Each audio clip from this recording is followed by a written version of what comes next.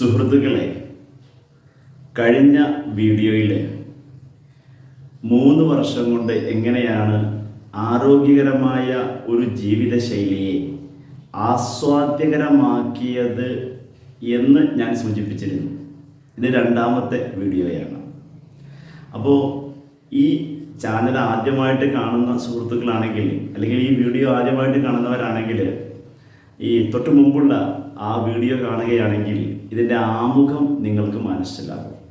അപ്പോൾ ഈ ജീവിക്കുക എന്ന് പറയുന്ന സംഗതി ഉണ്ടല്ലോ, അത് ഞാനൊരു വെല്ലുവിളി നേരിട്ട കാലഘട്ടം നിങ്ങളോട് പറഞ്ഞല്ലോ. 120 ദിവസത്തോളം കഴിക്കുന്ന ആഹാരങ്ങളും ചെയ്യുന്ന പ്രവർത്തനങ്ങളുമെല്ലാം എഴുതി വെച്ച് മുന്നോട്ട് പോകുമ്പോഴും വലിയ പ്രയാസങ്ങൾ നേരിട്ടിരുന്നു. അതത്ര ആസ്വാദ്യകരമായിരുന്നില്ല, ഈസി ആയിരുന്നില്ല, ഭയങ്കര ചലഞ്ചായിരുന്നു. അപ്പം നമ്മൾ അങ്ങനെ മുന്നോട്ട് പോയപ്പോഴാണ് അത് എളുപ്പമാക്കുന്നത് എങ്ങനെയെന്നുള്ള പഠനവും അന്വേഷണവും എന്നെ മറ്റൊരു തലത്തിലാണ് എത്തിച്ചത് എന്നുള്ളതാണ്. അപ്പോൾ അതാണ് ഇന്ന് നമ്മൾ സംസാരിക്കുന്നത്. അപ്പോൾ ആദ്യമായിട്ട് ജീവിതം എന്താണെന്ന് മനസ്സിലാക്കാൻ കഴിയും എന്നുള്ളതാണ്.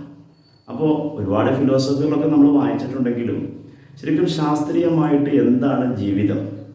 ജീവൻ തുടരുന്ന പ്രക്രിയയാണ് ജീവിതം എന്ന് പറയുന്നത്. ആരോഗ്യകരമായിരിക്കുക, സ്വസ്ഥമായിരിക്കുക എന്ന് പറഞ്ഞാൽ നല്ല നിലയ്ക്ക് ജീവിച്ചിരിക്കുന്നതിനെയാണ് നമ്മൾ അങ്ങനെ പറയുന്നത്. അപ്പം ഞാൻ മനസ്സിലാക്കുന്നുണ്ട്, നല്ലതായിട്ട് ജീവിച്ചിരിക്കുക എന്ന് പറയുന്നത് ഒരു സ്കില്ലാണ്. സ്കില്ലെന്ന് പറഞ്ഞാൽ ഒരു ശേഷിയാണ്.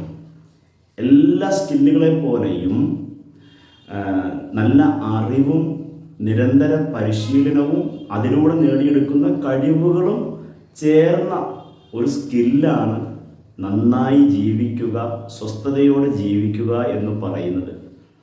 അപ്പം അങ്ങനെ വരുമ്പോൾ ജീവിതത്തിൻ്റെ 4 പില്ലറുകൾ ഞാൻ തിരിച്ചറിയുന്നുണ്ട്. 1, നന്നായി ജീവിച്ചിരിക്കാൻ നമുക്ക് 4 പില്ലറുകൾ വേണം ആ സ്കില്ലിന്. 1 ആഹാരമാണ്, മറ്റൊന്ന് നിരാഹാരമാണ്, മറ്റൊന്ന് വ്യായാമം, മറ്റൊന്ന് വിശ്രമം. ഈ 4 ആണിക്കല്ലുകൾ ഏതെങ്കിലും ഒന്ന് ഇംബാലൻസ് ആയാൽ ജീവിതം താളം തെറ്റും. അപ്പോൾ ഒരു ദിവസത്തെ 24 മണിക്കൂറിൽ ഈ 4 ആണിക്കല്ലുകളെ ബാലൻസ് ചെയ്യാനുള്ള പഠനവും പരിശീലനവും ശേഷികളുമാണ് നമ്മുടെ ജീവിതത്തിൻ്റെ ക്വാളിറ്റി തീരുമാനിക്കുന്നതെന്ന് ഞാൻ തിരിച്ചറിയുന്നുണ്ട്. അപ്പം നമുക്ക് അടിസ്ഥാനപരമായി ഇത് എന്താണെന്നും ഇത് എന്തുകൊണ്ടാണെന്നും നമ്മൾ മനസ്സിലാക്കേണ്ടതുണ്ട്. കാരണം മനുഷ്യൻ എന്ന നിലയ്ക്ക് നമ്മളൊരു ജീവിയാണ്. ജീവി എന്ന് പറഞ്ഞാൽ ദശലക്ഷക്കണക്കിന്, ഈ കോടിക്കണക്കിന് വർഷങ്ങളായി ഈ ഭൂമിയിലുള്ള ഒരു ജീവൻ്റെ തുടർച്ചയാണ് എന്നിലും നിങ്ങളിലും ഉള്ളത്. അതാണ് നമ്മൾ ജീവിക്കുന്നത് എന്ന് പറയുന്നത്. അപ്പോൾ ഈ ജീവൻ തുടരുന്നത് എപ്പോഴും അത് പ്രവർത്തിക്കാൻ ആവശ്യമായ ഊർജം സംഭരിച്ചുകൊണ്ടാണ്. എല്ലാ ജീവികളും ജീവൻ തുടരുന്നത് അങ്ങനെയാണ്.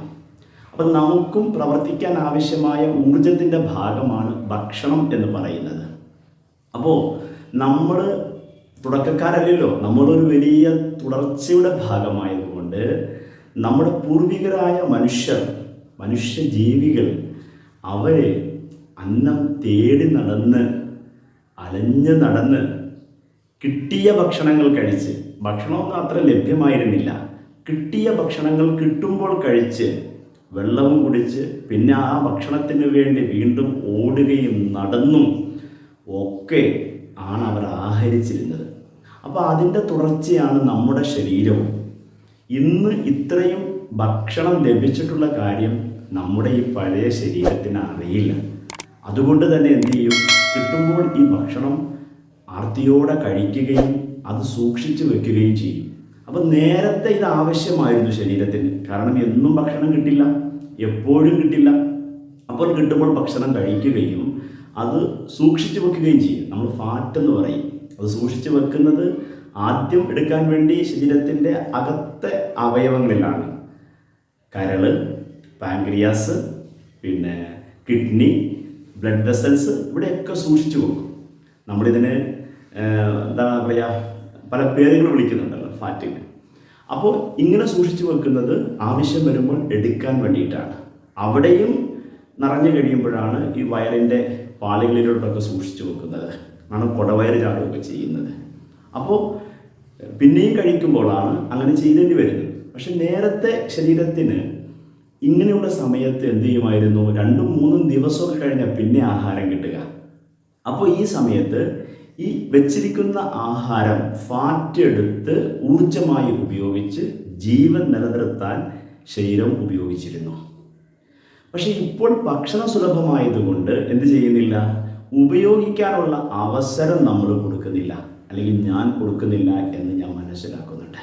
അപ്പോൾ എന്ത് ചെയ്യണം, ഒരു ദിവസം നമ്മൾ കഴിക്കുന്ന പ്രവർത്തിക്കാൻ ആവശ്യമായ ആഹാരം കഴിക്കുന്നതോടൊപ്പം തന്നെ ആ ആഹാരം ദഹിക്കാനും, ദഹിച്ച് ശരീരം സൂക്ഷിച്ചു വെച്ചിട്ടുള്ള ആഹാരങ്ങൾ, ഫാറ്റായി സൂക്ഷിച്ചു വെച്ചിട്ടുള്ള ആഹാരങ്ങൾ എടുക്കാനും, ഒപ്പം തന്നെ നമ്മൾ കഴിച്ചിട്ടുള്ള ആഹാരത്തിലെ പോഷകങ്ങളും ന്യൂട്രീഷൻസും ശരീരത്തിൻ്റെ എല്ലാ ഭാഗത്തും എത്തുന്നതിന് വേണ്ടിയിട്ടുള്ള വ്യായാമവും, പിന്നെ നമ്മളുടെ സ്വസ്ഥതയ്ക്ക് വേണ്ടിയിട്ടുള്ള വിശ്രമവും നമ്മൾ കണ്ടുപിടിക്കണം എന്നാണ്. അപ്പോൾ എന്തുകൊണ്ടാണിത്? അപ്പോൾ ഈ എന്തുകൊണ്ടാണ് എന്ന് പറഞ്ഞതിൻ്റെ കാരണം നമുക്ക് മനസ്സിലായിട്ടുണ്ടാവും. അപ്പോൾ നിരാഹാരം കൂടി ചേരുമ്പോഴേ ആഹാരത്തിൽ സമ്പൂർണ്ണതയുള്ളൂ. കാരണം ഈ സൂക്ഷിച്ചു വച്ചിരിക്കുന്ന ആഹാരം എടുക്കാൻ ശരീരത്തിന് നമ്മൾ അവസരം കൊടുക്കണം. ഇപ്പോൾ നമ്മൾ എന്താ ചെയ്യുക, ആഹാരം കഴിക്കുക, ദഹിക്കുക, പിന്നെയും കഴിക്കുക, ദഹിപ്പിക്കുക, പിന്നെയും കഴിക്കുക എന്നുള്ള പ്രോസസ്സേ ഉള്ളൂ. പക്ഷേ ആഹാരം കഴിക്കുക, ദഹിക്കുക, ആഹാരം ഉപയോഗിക്കുക, റിപ്പയർ ചെയ്യുക.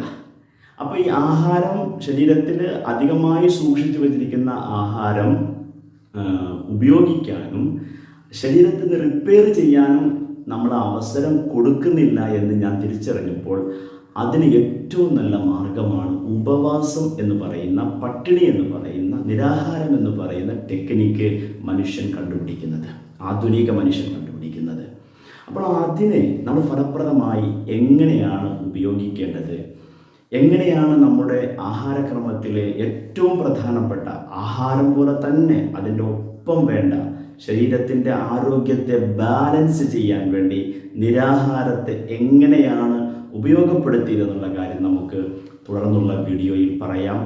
അപ്പോൾ നമ്മൾ എന്തിനാണ് ഈ ചാനൽ നമ്മൾ കൊണ്ട് ഉദ്ദേശിക്കുന്നതെന്ന് ചോദിച്ചാൽ, ഈ 40 വർഷത്തെ ജീവിതകാലത്തിനിടയിൽ ഞാൻ മനസ്സിലാക്കിയ ഒരു സത്യമുണ്ട്.